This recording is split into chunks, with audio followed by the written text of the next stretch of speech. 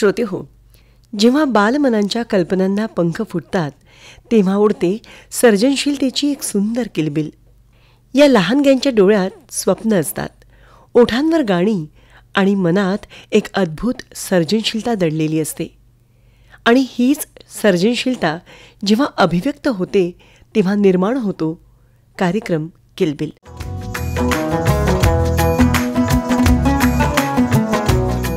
लहानग्यांच्या कल्पनाशक्तीचा, कलाविष्काराचा आणि आत्मविश्वासाचा अद्वितीय उत्सव.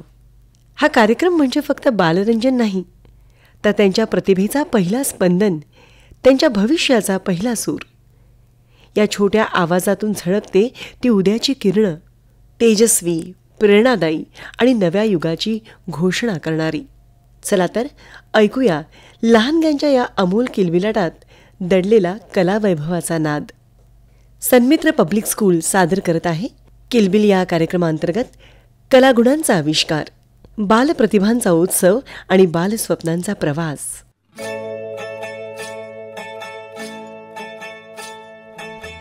या कार्यक्रमासाठी निर्मिती सहाय्य आहे सीमा तरहाळकर यांचं, तांत्रिक सहाय्य राजेश जाधव यांचं.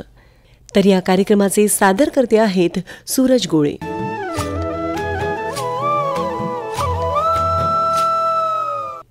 नमस्कार श्रोते हो, सन्मित्र पब्लिक स्कूल येथील विद्यार्थी सादर करत आहेत बालश्रोत्यांचा कार्यक्रम किलबिल.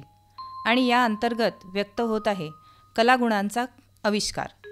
सहभागी विद्यार्थी आहेत आदिती आशिष गावंडे इयत्ता 10वी, श्रेयस विनोद भटकर इयत्ता 8वी, आराध्या बहुराशी इयत्ता 5वी, समृद्धी डांगे इयत्ता 7वी, श्रुतिका जावरकर इयत्ता 7वी, आदित्य दवंडे इयत्ता 7वी, हर्ष इंगोले इयत्ता 9वी, वरुण आवळे इयत्ता 8वी, गौरी सोनटक्के इयत्ता 8वी. सिंथेसायझरची साथ लाभली आहे श्रेयस भटकर. तबला साथ संगत दिली आहे हर्ष इंगोले. कार्यक्रमाचे निवेदन केले आहे चित्रा देशपांडे. या कार्यक्रमाचे सादर करते आहेत सूरज गोळे. माननीय प्रदीपसिंह राजपूत सरांच्या मनातील जागृत स्फुल्लिंग म्हणजे बिर्ला कॉलनी अकोला स्थित सन्मित्र पब्लिक स्कूल होय. 2007 साली लावलेलं इवलसं रोपटं मुख्याध्यापिका माननीय सौ मनीषा राजपूत मॅडम यांच्या मायेच्या सिंचनाने आज वटवृक्षात रूपांतरित झाले आहे. इवलेसे रोप लावियले द्वारी, त्याचा वेलू गेला गगनावरी. आज हा वटवृक्ष अकोल्याच्या क्षितिजावर नावारूपास आला आहे. या वटवृक्षाच्या छायेत आज 500च्या वर चिमुकली पाखरं किलबिल करत आहेत, गुंजन करीत आहेत, विद्यार्जन करीत आहेत.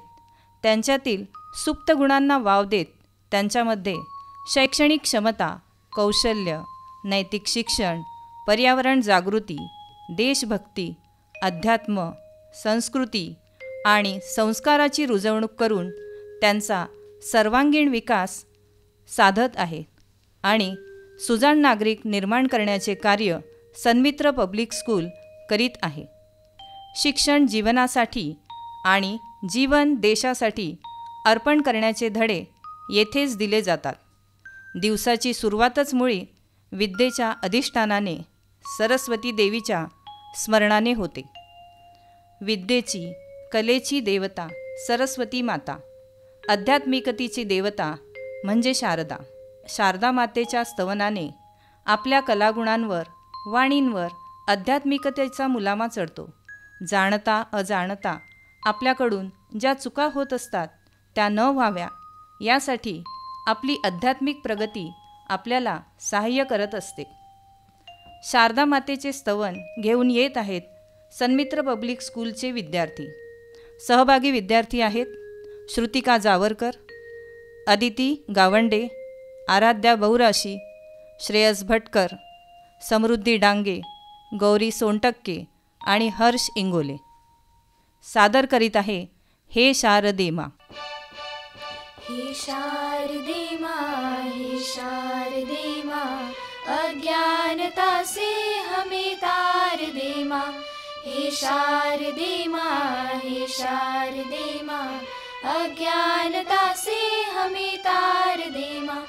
तू स्वर की देवी है, संगीत तुझसे, हर शब्द तेरा है, हर गीत तुझसे। तू स्वर की देवी है, संगीत तुझसे, हर शब्द तेरा है, हर गीत तुझसे।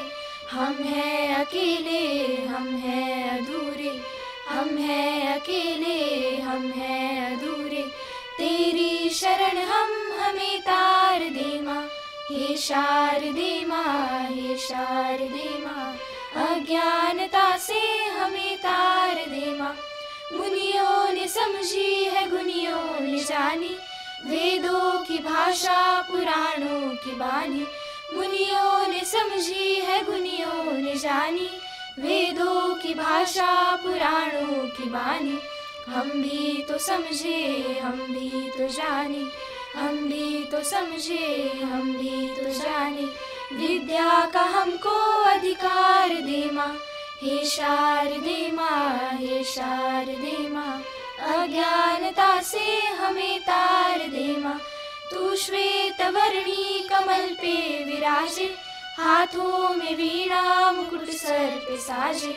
तू श्वेत वर्णी कमल पे विराजे, हाथों में वीणा मुकुट सर पे साजे। मन से हमारे मिटा दे अंधेरे, मन से हमारे मिटा दे अंधेरे। हमको उजालों का संसार दे माँ। हे शारदे माँ, हे शारदे माँ, अज्ञानता से हमें तार दे माँ। हमें तार दे माँ, हमें तार दे माँ।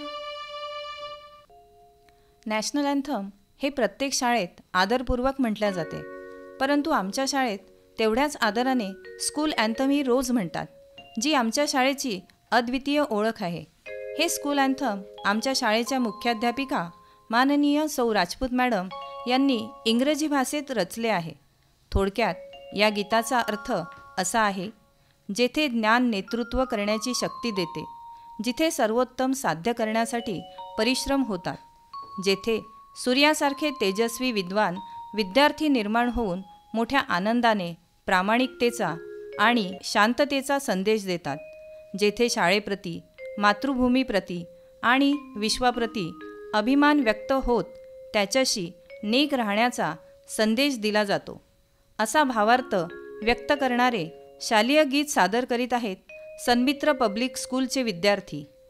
In the school we learn. सहभागी विद्यार्थी आहेत आदिती गावंडे, श्रेयस भटकर, आराध्या बहुराशी, समृद्धी डांगे, श्रुतिका जावरकर, आदित्य दवंडे, हर्ष इंगोले, वरुण आवले आणि Gauri Sontakke.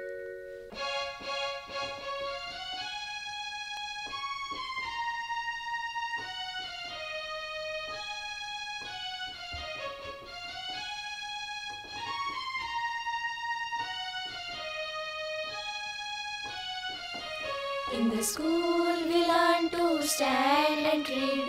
Ho, ho, ho, ho, ho. In the school we learn to stand and read. School knowledge gives us power to lead. We will strive hard to achieve the best. We will strive hard to achieve the best. Always alert in school, play and in rest. Always alert in school, play and in rest. Shining brightly like sun, shining brightly like sun. We will be scholars with bliss.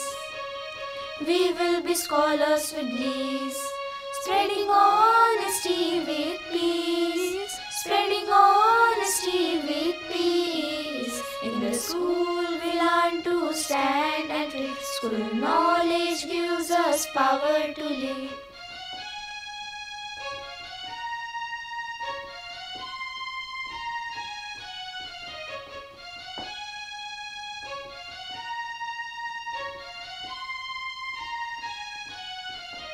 In all motherland lies all of us pride. In all motherland lies all of us pride. With all the countrymen of our side. With all the countrymen of our side. We will remain just and true. To Sanmitra School and country too, we will remain just and true. To Sanmitra School and country too, shining brightly like sun, shining brightly like sun. We will be scholars with these. We will be scholars with these.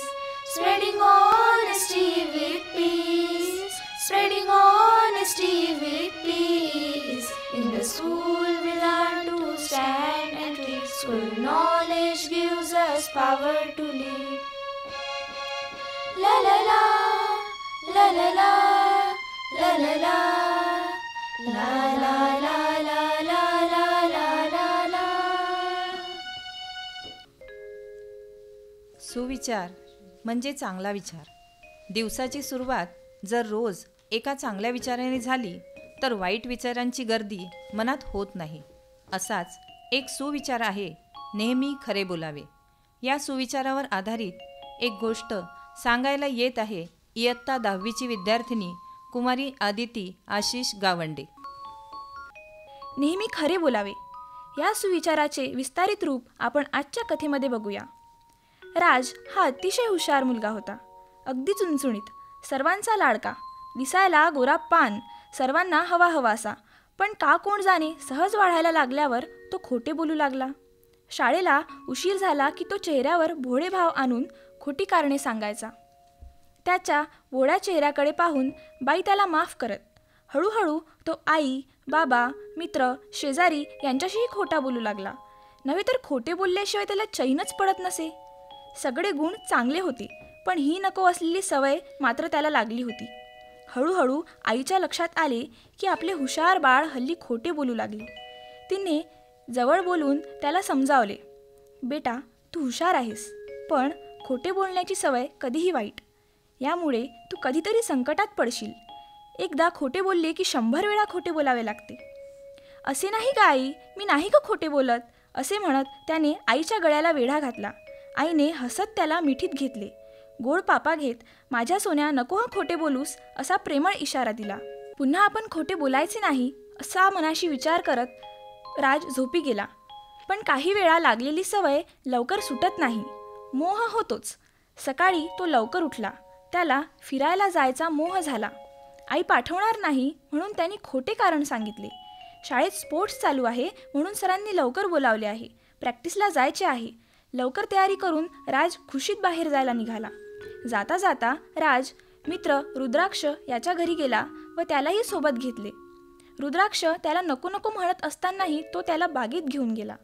बागेत दोघे गप्पा मारीत बसले तेव्हा आपले वडील खूप श्रीमंत आहेत, त्यांच्याकडे खूप पैसा आहे असे त्यांनी रुद्राक्षाला सांगितले.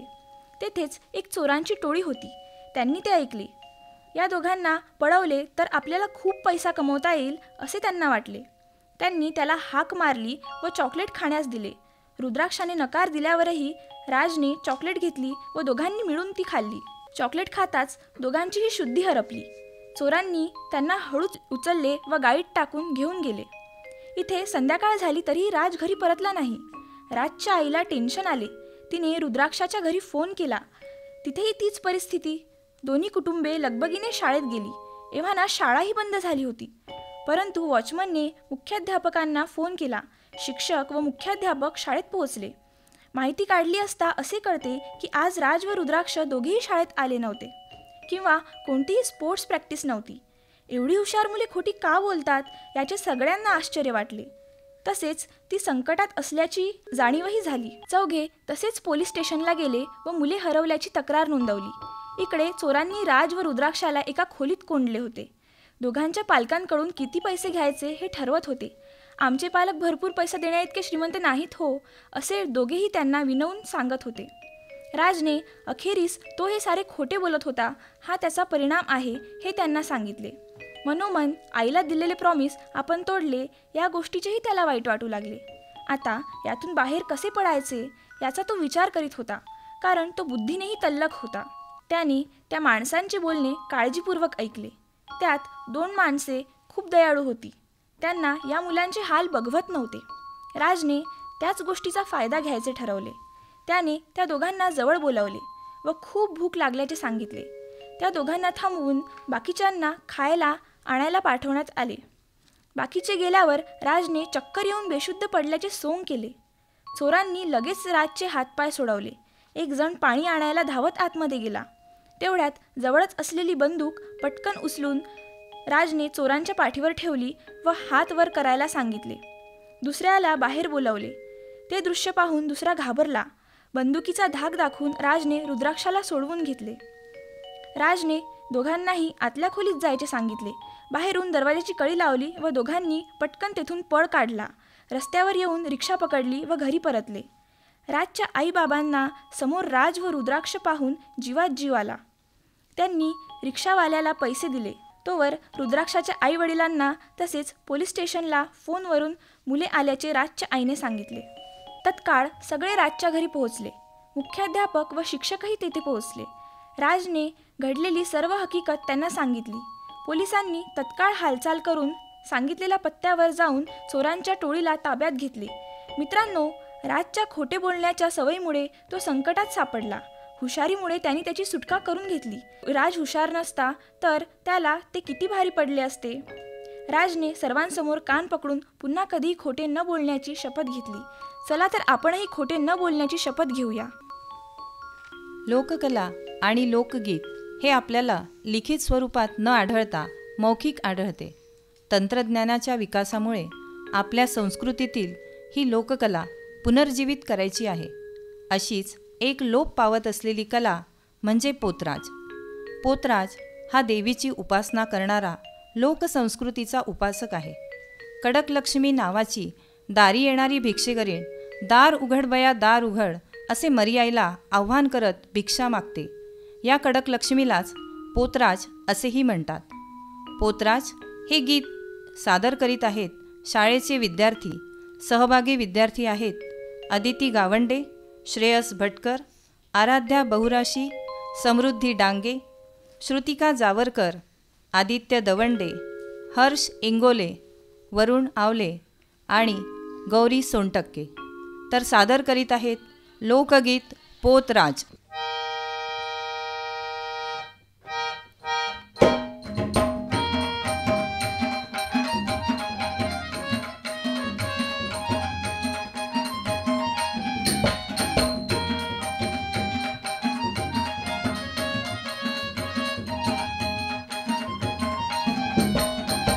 बागड्याची माळ लिंबावानी डोळ, बागड्याची माळ लिंबावानी डोळ, उभी हाय नदीच्या काठाला, हो उभी हाय नदीच्या काठाला. लखबाय पोतराजालय भेटीला, लखबाय पोतराजालय भेटीला, लखबाय पोतराजालय भेटीला. ओ बागड्याची माळ लिंबावानी डोळ, बागड्याची माळ लिंबावानी डोळ, उभी हाय नदीच्या काठाला, हो उभी हाय नदीच्या काठाला. लखबाय पोतराजालय भेटीला, लखबाय पोतराजालय भेटीला, लखबाय पोतराजालय भेटीला.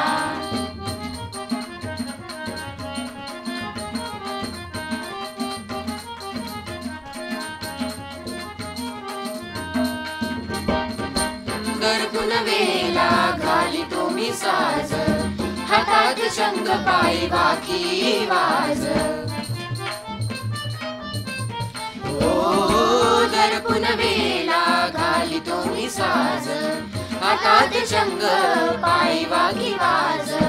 आवरण लेतो नाव तुझं घेतो, आवरण लेतो नाव तुझं घेतो, सदा पाण्याच्या गोटाला, हो सदा पाण्याच्या गोटाला.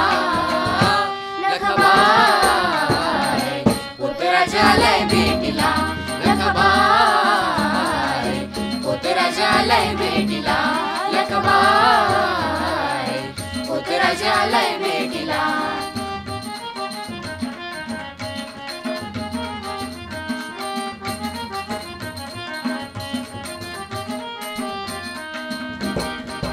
कशी गाई तुझी लीला ही नारी, मदान मागतो आम्ही दारुदारी. ओ कशी गाई तुझी लीला ही न्यारी, मदान मागतो आम्ही दारुदारी. संभाळ बाजू चंदन राजू, संभाळ बाजू चंदन राजू. भक्तीचा प्रसाद वाटिला, हो भक्तीचा प्रसाद वाटिला. लखबाय होत राजालय भेटीला, लखबाय होत राजालय भेटीला, लखबाय होत राजालय भेटीला.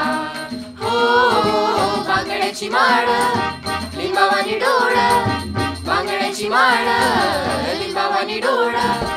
उभी आहे नदीच्या काठाला, हो उभी आहे नदीच्या काठाला.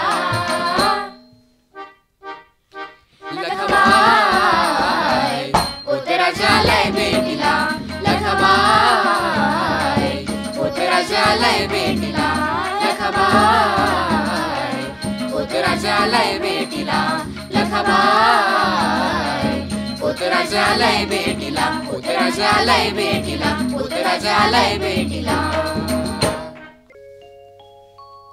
विज्ञान म्हणजे विशेष ज्ञान, म्हणजेच एखाद्या गोष्टीविषयी सखोल अभ्यास करणारे शास्त्र. आमच्या शाळेत विद्यार्थ्यांमध्ये जिज्ञासू वृत्ती जागावी, त्यांचा वैज्ञानिक दृष्टिकोन जागृत व्हावा, यासाठी रोज प्रार्थना सभेत दैनंदिन जीवनात आपण ज्या ज्या गोष्टी करतो, परंपरा पाळतो, त्यामागे काय विज्ञान आहे याची माहिती दिल्या जाते. अशीच वैज्ञानिक माहिती म्हणजे शास्त्र आणि परंपरा घेऊन येत आहे इयत्ता 10वीची विद्यार्थिनी कुमारी रिद्धी पवार. मित्रांनो, आपण लहानपणापासूनच अशा काही गोष्टी बघत येत आहोत, त्या गोष्टींवर विश्वास ठेवायचा की नाही, तसेच ते सत्य आहे की अंधविश्वास. बऱ्याच वेळा आपण आपलं काम पूर्ण व्हावं किंवा आपण यश मिळवण्यासाठी देवाला नमस्कार करतो, किंवा बऱ्याच वेळा आपण एखाद्या बाबांकडे जातो, ते आपल्याला लिंबू वगैरे देतात किंवा आणखीन काही उपाय सांगतात. आपल्याला वाटतं हो असं केल्याने आपलं चांगलं होईल, पण कधी विचार केलाय का की लिंबू लाल कसं होत असेल, किंवा बाबांनी केलेल्या कुठल्याही जादूने सगळं ठीक कसं होत असेल? तर ही सगळी अंधश्रद्धा आहे. आज समाजामध्ये अनेक अंधश्रद्धेचा प्रसार व प्रचार झालेला आहे. काही परंपरा आहेत ज्या आपण पाळतो, पण त्यामागे काही शास्त्रीय कारणे असतात. चला तर पाहूया त्यामागची शास्त्रीय कारणे. बऱ्याच गोष्टी आपण आपल्या दैनंदिन दिवसात करतो, पण त्याच्यामागे विज्ञान असते जे की आपल्याला माहितीच नसते. जसं की बाहेर पडण्यापूर्वी दही आणि साखर खाणे हे शुभ मानले जाते, कारण दह्याचे सेवन केल्याने पोटाला थंडावा येतो आणि त्यात मिसळलेली साखर त्वरित ग्लुकोज प्रदान करते, ज्यामुळे तुमचे काम सोपे आणि यशस्वी होते.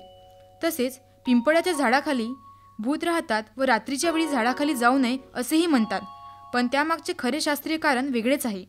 दिवसा झाडे प्रकाश संश्लेषणाची क्रिया करत स्वतःचे अन्न तयार करत असतात. त्यासाठी ते वातावरणातील कार्बन डायऑक्साईड शोषतात आणि ऑक्सिजन बाहेर सोडतात. परंतु रात्रीच्या वेळी श्वसनक्रिया पूर्ववत सुरू असल्यामुळे कार्बन डायऑक्साईड बाहेर सोडतात. त्यामुळे आपण जर रात्रीच्या वेळी झाडाच्या सान्निध्यात जास्त वेळ राहिलो तर कार्बन डायऑक्साईडच्या पातळीत वाढ होऊन शरीरात जडपणा जाणवतो व गुदमरल्यासारखे वाटू शकते किंवा मनस्थिती बिघडू शकते. त्यालाच आपण भूताने पछाडले असे म्हणतो. आता हेच पाहणं, आपण बाहेरून आलो की आपली आई, आजी किंवा घरातील कोणतीही मोठी माणसं आपल्याला म्हणतात, आधी हातपाय धुऊ बरं. लगेच आपण म्हणतो, काय गं हे तुझं नेहमीचंच. पण त्यामागचे कारण असे आहे की बाहेर फिरताना आपण कुठेही फिरतो, जमिनीवरच्या घाणीशी आपल्या शरीरापेक्षा पायाचा संपर्क जास्त असतो. त्या घाणीसोबत जीवजंतू पायासोबत आपल्या घरात येतात, त्यामुळे रोगराई पसरण्याचा धोका असतो. तुम्हाला आठवतं का, आपण कोरोनाच्या काळात हेच तर सगळं स्वच्छता पाळत होतो, त्यामुळेच तर आज आपण जिवंत आहोत. तर अशा या काही परंपरा ज्या आपण दैनंदिन दिवसात करतो, त्यामागे काही कारण आहे. ही कारणे जर आपण शोधली, त्याच्यामागचे शास्त्र जर आपण जाणले, तर अंधश्रद्धेला बळी न पडता स्वतःचा व समाजाचा विकास करू. चला तर विकास करूया, विज्ञान समजूया. धन्यवाद. असं म्हणतात, गेलेली वेळ परत येत नसते. Time is money, spend it economically. वेळ पाळा, शब्दही पाळा, मग जीवनात चमत्कार बघा. वेळ पाळूया ही नाटिका सादर करीत आहेत शाळेतील विद्यार्थी दर्शन घरडे इयत्ता 9वी, समृद्धी डांगे इयत्ता 7वी, ऋतुजा वानखडे इयत्ता 7वी. चला तर ऐकूया वेळ पाळूया ही नाटिका. समृद्धी, ऋतुजा, तुम्हाला आज पण उशीर का झाला? सर, अंघोळीला उशीर झाला. सर, मी आज उशिरा उठली. काल पण उशीर झाला होता. काल जेवायला उशीर झाला होता. काय कारणे सांगत आहात? तुम्हाला पटतंय का हे? शपथ सर, खरं सांगते. अरे, शाळेत उशिरा येण्याची ही काय कारणे झाली? तुम्ही दोघी सोडून उशिरा कोणी येतं का? समृद्धी, तुला का उशीर होतो? सर, ही ऋतुजा उशिरा निघाली की मला पण उशीर होतो. अरे, तिच्या कशाला नांदी लागतेस? तुझी तू ये ना वेळेवर. सर, ती माझी मैत्रीण आहे, माझ्या घराबाजूलाच राहते. उशिरा येणारी बेशिस्त मैत्रीण असते का? तू बेशिस्त, ती बेशिस्त, अशाने सतत बेशिस्त वागाल. वेळेचे महत्त्व पाळा. समजा सकाळी 8 वाजताची रेल्वे आहे, तुम्ही 5 मिनिटे उशीर केला तर काय होईल? रेल्वे निघून जाईल. त्या गावी तुम्ही वेळेवर पोहोचणार नाही.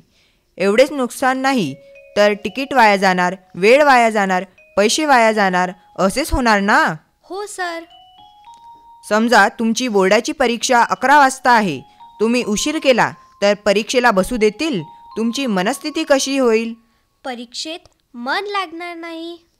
कुठेही उशिरा गेल्याने काय होईल? लोक नाव ठेवतील, अजून अपमान करतील. हे बघा, एकदा वेळ निघून गेली की ती पुन्हा वापस येत नाही. नाही येणार. मग एवढं कळतंय तर वेळ का पाळत नाही? हे बघा, तुम्ही या वर्गात आत एवढा वेळ घेतला. इतर मुलांची शिकण्याची वेळ आहे, शिकवण्याची वेळ आहे. ही वेळ गेली ना वाया. सर, यापुढे आम्ही वेळ पाडू, तुमचा वेळ खाणार नाही. वेळ म्हणजे असते वेळ, वेळ म्हणजे असते वेळ. वेळ पाळून बसेल ताळमेळ. गेलेली वेळ पुन्हा येत नाही. चुकणाऱ्याला वेळ साथ देत नाही. चुकणाऱ्याला वेळ साथ देत नाही. आकाशवाणीवर सन्मित्र पब्लिक स्कूलच्या विद्यार्थ्यांना किलबिल या कार्यक्रमात कार्यक्रम सादर करण्याची संधी आम्हाला मिळाली, त्याबद्दल आम्ही शाळेचे अध्यक्ष माननीय प्रदीपसिंह राजपूत सर आणि शाळेच्या प्राचार्या माननीय सौ मनीषा राजपूत मॅडम यांच्या वतीने आकाशवाणीचे मी आभार मानते. या कार्यक्रमासाठी सहकार्य लाभले आहे बाळकृष्ण खांजोडे सर, शुभम नारे सर आणि दुर्गा राऊत मॅडम. धन्यवाद.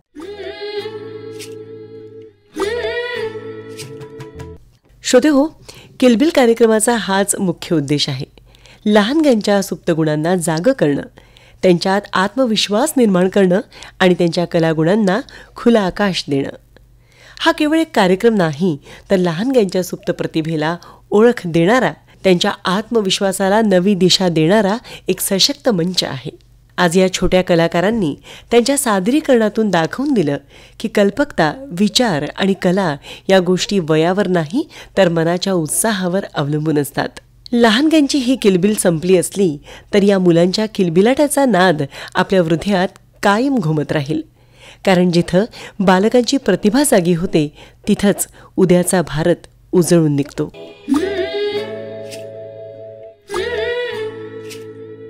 किलबिल या कार्यक्रमाअंतर्गत सन्मित्र पब्लिक स्कूल यांनी सादर केलेला कलाविष्कार आपण ऐकलात. या कार्यक्रमाचं निर्मिती सहाय्य सीमा तऱ्हाळकर यांचं, तांत्रिक सहाय्य राजेश जाधव यांचं, तर या कार्यक्रमाचे सादर करते होते सूरज गोळे. श्रोते हो, आपल्यालाही या कार्यक्रमात सहभागी व्हायचं असेल तर त्यासाठी संपर्क साधा. संपर्कासाठी आमचा फोन नंबर असा आहे 0724-245-6461. पुन्हा भेटूया पुढील रविवारी. तोपर्यंत स्वस्थ रहा, मस्त रहा.